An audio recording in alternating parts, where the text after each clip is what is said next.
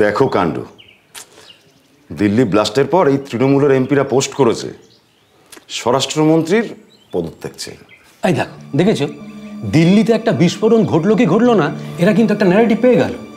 আরে আমাদের দেশের সরকার যখন সন্ত্রাসবাদীদের কোমর ভেঙে দেয়, ওই বালাকোটে যখন ওই আতঙ্কবাদীদের ঘাঁটিগুলো ভেঙে দিল, তারপরে ধরো ওই অপারেশন সিঁদুরে পাকিস্তানকে তো উচিত শিক্ষা দিল, তার বেলাতেও কিন্তু এরাই আবার সরকারের সদিচ্ছা নিয়ে প্রশ্ন করলো, প্রমাণ চেয়েছিল।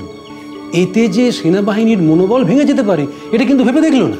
ধুর, এখনো এদের সিরিয়াসলি নাও তোমরা? পুলিশ মন্ত্রী, স্বাস্থ্যমন্ত্রী, মুখ্যমন্ত্রীর রাজ্যে অভয়ার ঘটনার পরও আজও বিভিন্ন জায়গায় কতগুলো ধর্ষণ খুন হয়েছে।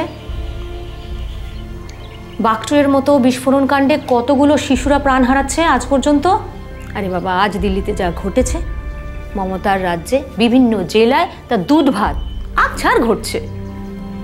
গোটার রাজ্যটাকে বারুদের স্তূপে রেখে এদের দলনেত্রী গলা ফাটাচ্ছে।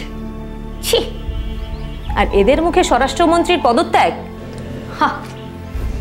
সুমনা, দেখো, বিরোধিতা এক জিনিস, কিন্তু দেশের ভাবমূর্তি নষ্ট করা সেটা কিন্তু সম্পূর্ণ আলাদা ব্যাপার। আর তৃণমূল আজকে যে রাজনীতিটা করছে না, সেটা পুরো ওই সন্ত্রাসবাদীদের মদত দিচ্ছে।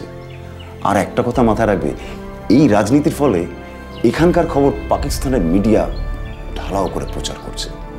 আরে বাবা, ওরা তো চায় আমার এই ভারতবর্ষটা ভেতর থেকে ভেঙে টুকরো টুকরো হয়ে যাক।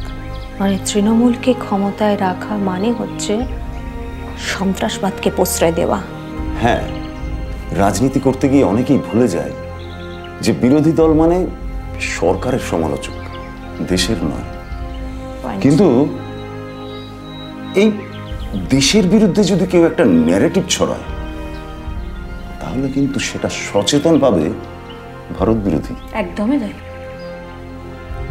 রাজনীতির কথা পরে, আগে রাজ্যটার কথা তো ভাবতে হবে।